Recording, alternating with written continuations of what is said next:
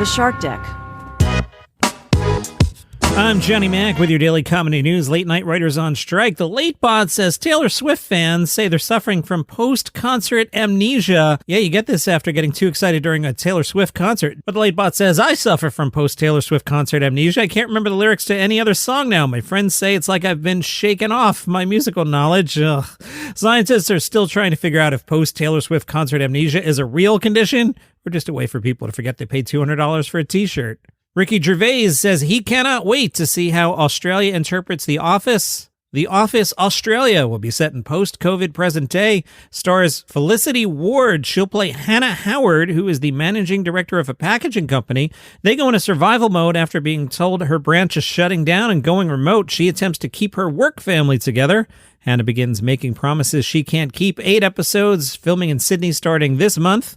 This is for Prime Video. Maybe we'll get to see it here in the States, which would be great. It's the 13th version of The Office, but why I would be excited about this one is it would be an English language version and a little easier to watch. Ricky Gervais says office politics have changed a bit in 20 years, so can't wait to see how they navigate a modern-day David Brent. Will Ferrell is in talks to play John Madden. It won't be about the football coaching. It'll be about the video game. No details yet, other than it would be a theatrical feature, not a straight-to-video. Interesting. The UT Daily Beacon caught up with Sam Morril. He says he doesn't necessarily look for audience interaction. I honestly feel like I do it less than people think. Like, if it doesn't present itself, I won't do it. I think it just sort of breaks up the rhythm and makes things more fun for them. You look at Rodney Dangerfield and how he broke rhythm with his stuff, and I think that's where I get the inspiration from, trying to emulate that. As for his writing, he says, sometimes in the moment I'll make a note of something, but usually it takes some reflection on it to come up with the joke. It's definitely a process. I wish it was easier, but I guess if it were easier, everyone would do it. He says he was always a pretty funny kid. I was never going to be a pro athlete, and I wasn't especially good looking. I wanted friends and girls, so from there I had to be like, all right, well, what's my thing? So I think that kind of pushed me to being funny. Being in a blended family definitely did too. I think it was an awkward transition for everyone but me, but I was like 6. I didn't know how uncomfortable it was for everyone. I was just happy to have more people around trying to make me laugh. Sam says, I've always been sarcastic. I like short swings. Short swings and sarcasm are always your quickest route in comedy. Sarcasm is always the fastest to the punchline. I'll just say that. Sam is not worried about cancel culture. He says, I'm not on TV or risk of a network pulling a show. The only way I'd be starving is if venues wouldn't have me. But then again, there's a lot of comics saying way more outlandish stuff, and they can still book shows, so I'm not really worried.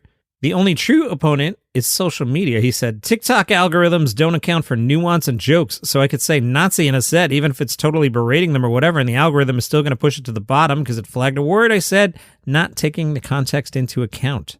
Weird Al spoke to Variety. Apparently one scene in the Weird biography is getting a lot of attention. Al says, it brought me so much joy to see that. The #1 Google search was, did Weird Al and Madonna have a fling? I don't know if Madonna's even aware of this movie. I'm very curious what she thinks, and I hope she's okay with it.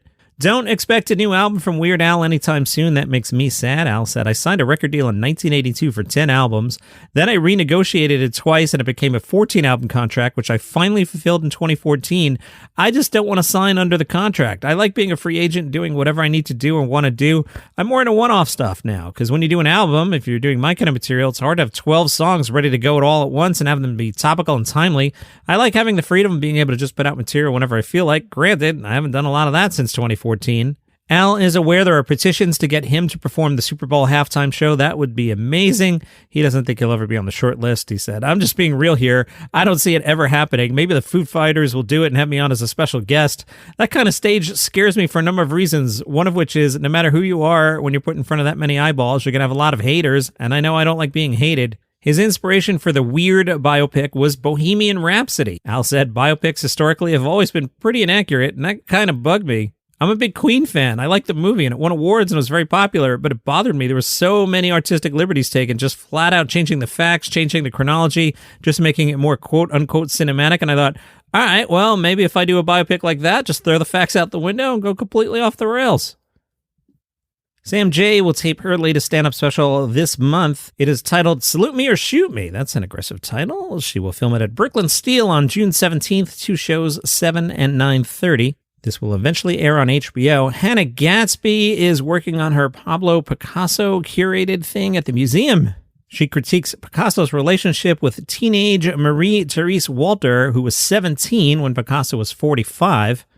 Hannah says, I hate him, but you're not allowed to. Because of cubism. She says Picasso sold to us as this passionate, tormented genius rather than, by her definition, a misogynist. Hannah sums up the history of Western art, Picasso included, as men painting women like their flesh faces for their, thing. She jokes, I think I've ruined any chance of getting a job at a gallery now. Well, not true, because she's part of the Brooklyn Museum's exhibit, which addresses Picasso's complicated legacy through a critical, contemporary, and feminist lens. It's Pablo-matic, Picasso, according to Hannah Gadsby, Brooklyn Museum in New York, June 2nd through September 24th. And scientists are all excited about finding a 15th century Hege manuscript. James Wade is an associate professor at Cambridge University. Wade says most medieval poetry, song, and storytelling has been lost, but the 15th century Hege manuscript was recently rediscovered, and it's not a perfected, respectful final draft or a play or a parable. It's an account of a raucous live comedy show, complete with irony, slapstick satire, and a killer rabbit joke worthy of its own Monty Python sketch. Wow, Wade said, manuscripts often preserve relics of high art. It's mad offense. Manuscripts often preserve relics of high art. This is something else. It's mad offensive, but just as valuable. Stand-up comedy has always involved taking risks, and these texts are risky. They poke fun at everyone, high and low. Part of the Hunting of the Hare poem in the Hege manuscript features the killer rabbit. The first lines read, Jack Wade was never so sad as when the hare trod on his head, in case she would have ripped out his throat. That's like Adam Sandler level funny, isn't it? Wade says he could find echoes of this minstrel's humor in shows like Mock the Weak, situational comedies, and slapstick. The self-irony and making audiences the butt of the joke are still very characteristic of British stand-up comedy. People back then partied a lot more than we do today, so minstrels had plenty of opportunities to perform. They were very important figures in people's lives right across the social hierarchy. These texts give us a snapshot of medieval life being lived well. And that's your comedy news for today. Follow the show for free on Apple Podcasts, Spotify, YouTube. I didn't mention Mr. BK or Mr. SM today. Did you notice? Yeah, taking a break from that. But I'm grateful for their movies, because otherwise, slow news week. See you tomorrow.